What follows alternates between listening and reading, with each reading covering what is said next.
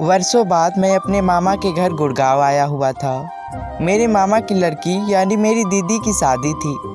कुछ दिन में शादी हो गई और सभी मेहमान अपने अपने घर भी चले गए।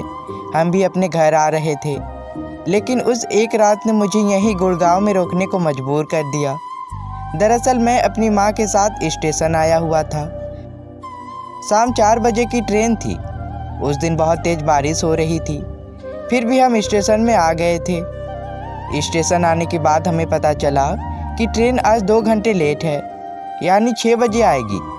2 घंटा हम वहीं स्टेशन में ही इंतज़ार करने लगे, लेकिन 1 घंटा हुआ ही था कि स्टेशन में अनाउंस हुआ, आप सभी यात्रीगण को सूचित किया जाता है कि ख़राब मौसम के चलते शाम 6 बजे की ट्रेन आज रद्द हो गई है। वह ट्रेन कल अपने निर्धारित समय से चलेगी। धन्यवाद। यह सुनने के बाद मैंने अपने मामा के लड़के पंकज को कॉल किया और स्टेशन बुला लिया। पंकज भैया मुझसे 10 साल बड़े थे, मैं 20 साल का था। मेरे फ़ोन करते ही तुरंत मेरे भैया अपनी गाड़ी से हमें लेने आ गए थे। तो मेरे भैया बहुत ही गुड लुकिंग, हॉट और सेक्सी, गोरा बदन, हट्टे कट्टे थे। कोई भी देखे तो उसको प्यार हो जाए। उन दिनों मैं यह नहीं जानता था कि मैं एक गे हूँ।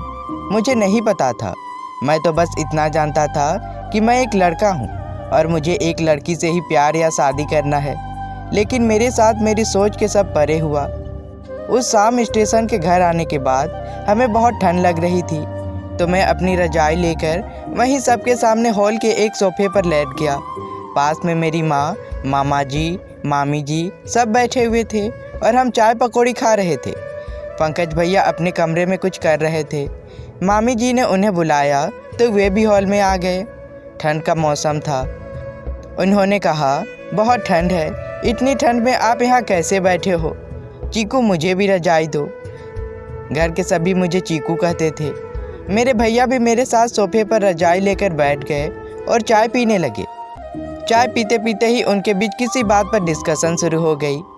बड़ा वाला सोफ़ा था तो मैं सोफे पर ही रजाई ओढ़कर लेट गया और उनकी बातों को सुनने लगा। पंकज भैया भी मेरे पीछे मेरे साथ ही उसी सोफे पर लेट गए। हमने एक ही रजाई ओढ़ी हुई थी। बातों बातों में मेरे भैया मेरे साथ कुछ करने लगे। वे मेरे पीछे मुझे लिपट कर सोए हुए थे। रजाई के अंदर से वे मुझे प्यार से इधर उधर छू रहे थे। उनके छूने से मुझे बहुत अच्छा लग रहा था, तो मैंने कुछ भी नहीं कहा। उसी बीच उन्होंने मेरे कान में धीरे से कहा, कमरे में चलते हैं। मैं समझ गया था कि हमारे बीच गंदा कुछ होने वाला है। हम दोनों अलग अलग रीजन देकर वहाँ से निकल गए और एक कमरे में आ गए। भैया ने जल्दी से दरवाजे को बंद कर लिया। मैं बेड पर बैठा हुआ था। वे एकदम से आए और मुझे किस करने लगे। उस वक्त उन्होंने मुझे अपने बाहों में ले लिया। मैं पूरी तरह उनके आगोश में आ गया था। हम प्यार कर रहे थे। उस वक्त मुझे भी सुख की प्राप्ति हो रही थी। मुझे अच्छा लग रहा था। कुछ देर के बाद मैं अपने कमरे में आ गया और चुपचाप लेट गया। मैं सोचने लगा, ये जो हमारे बीच हुआ ये क्या था? क्या इसे ही प्यार कहते हैं? पर मैंने तो एक मर्द के साथ सेक्स किया है। हमारे बीच जो हुआ वह तो एक लड़का और एक लड़की के बीच होता है। मैं इसके बारे में गूगल से पता करने लगा। वहाँ मुझे पता चला कि अगर किसी को लड़के में इंटरेस्ट आता है तो वह एक समलैंगिक या गे है, जो आजकल के लिए आम बात है। और अगर किसी को लड़का और लड़की दोनों में सेम फीलिंग्स आती है तो वह होमोसेक्सुअल है। ऐसी फीलिंग आजकल बहुत लड़कों में दिखाई दे रही है। कुछ तो खुलेआम अपनी फीलिंग्स दूसरों को बता देते हैं और कुछ तो लोग क्या सोचेंगे सोचकर ही डर जाते हैं और अपनी फीलिंग्स को दबाते हैं। पंकज भैया होमोसेक्सुअल थे, जिन्हें लड़के और लड़की दोनों पसंद थे, लेकिन ज़्यादा प्रायोरिटी उन्होंने लड़की को ही दी थी। अगले दिन मैंने देखा वे फ़ोन पर किसी लड़की से बात कर रहे थे। मैंने कुछ नहीं कहा। उस रात के बाद वह अच्छे लगने लगे थे। एक रात ने मेरी पूरी ज़िंदगी ही बदल दी। मेरी सोच पूरी तरह बदल गई। मुझे पंकज से प्यार हो गया था। मेरा बिल्कुल भी गुड़गांव जाने का मन नहीं था। तभी मैंने मेरी माँ को कहा, माँ तुम चली जाओ, कुछ दिन रहकर मैं भी आ जाऊँगा। वैसे भी 12वीं का रिजल्ट आने में और 1 महीना लगेगा, वहाँ क्या करूँगा? कुछ दिन यहीं रुक जाता हूँ। मेरी माँ भी मान गई।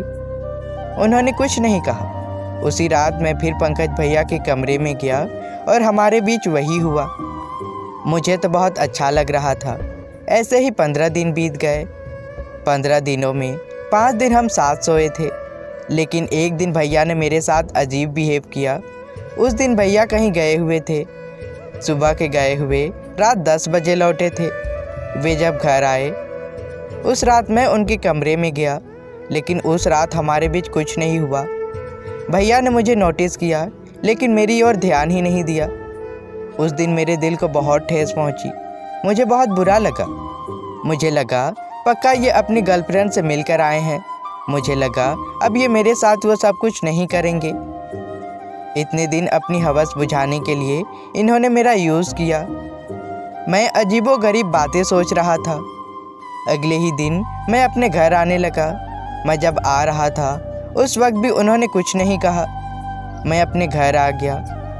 मुझे पंकज की बहुत याद आ रही थी, लेकिन मैंने अपने आप को समझा लिया कि वह अब नहीं मिल सकते। तुम्हारे साथ जो भी हुआ उसे भूल जाओ। मैं सारी बातें भूलने लगा था। कुछ दिनों बाद मेरे 12वीं का रिज़ल्ट आ गया। 12वीं में मेरे बहुत अच्छे मार्क्स आए थे। मैं बहुत खुश था। मेरी परिवार वाले भी बहुत खुश थे। खुशी में मैंने आसपास के सभी लोगों को मिठाई खिलाई। हमारे घर के 2 घर बाद गणेश चाचू रहते थे, जो एक दुकान चलाते थे तो हमारे ख़ानदान से ही, लेकिन सालों पहले हमारी उनसे लड़ाई हो गई थी। लेकिन हम अपनी पुरानी दुश्मनी ख़त्म करना चाहते थे। मेरे पापा ने कहा गणेश चाचू को भी मिठाई दिया। मैंने जाते ही कहा, चाचू मैं पास हो गया, ये लीजिए मिठाई। मेरे चाचू ने मिठाई ले ली और मुझे गले लगा लिया। उन्होंने जब मुझे गले लगाया तो मुझे वही फील हुआ जो पंकज के साथ हुआ था। वे मुझे ज़िंदगी में आगे बढ़ने की नसीहत देने लगे। हमने बहुत बातें की। कुछ देर बाद मैं आ गया। पता नहीं क्यों अगले दिन मैं बस दूर से गणेश चाचू को ही देख रहा था। तभी उन्होंने मुझे बुला लिया और कुछ पूछने लगे। मैं उन्हें बताने लगा। हमने 7 घंटों बातें की। उस दिन मुझे पता चला कि मुझे फिर से गणेश चाचू के साथ प्यार हो गया है। मैं रोज़ उनके दुकान पर बैठने के लिए जाता और उनके साथ ही बैठता। वे अकेले रहते थे। उन्होंने शादी नहीं की थी। एक दिन मैंने ही हिम्मत जुटाकर उन्हें अपने दिल की बात कह दी। उन्होंने मुझे गले लगा लिया। मैं रोज़ उनके दुकान पर जाता था। आखिरकार एक रात हमारे बीच वह सब हो ही गया जो मैं चाहता था। उन्होंने भी अपने प्यार का इजहार कर दिया। वे मुझसे बहुत प्यार करने लगे, मेरी केयर करने लगे। इसी प्रकार दिन बीतते रहे। हम अब भी एक साथ ही हैं और एक दूसरे से बेहद प्यार करते हैं। भगवान करे हमारी जोड़ी को किसी की नज़र ना लगे और हम ऐसे ही एक दूसरे से प्यार करते रहें। कैसी लगी आपको मेरी यह कहानी? कमेंट करके ज़रूर बताएं और मेरे चैनल पर नए हैं तो मेरे चैनल को सब्सक्राइब भी करें। धन्यवाद।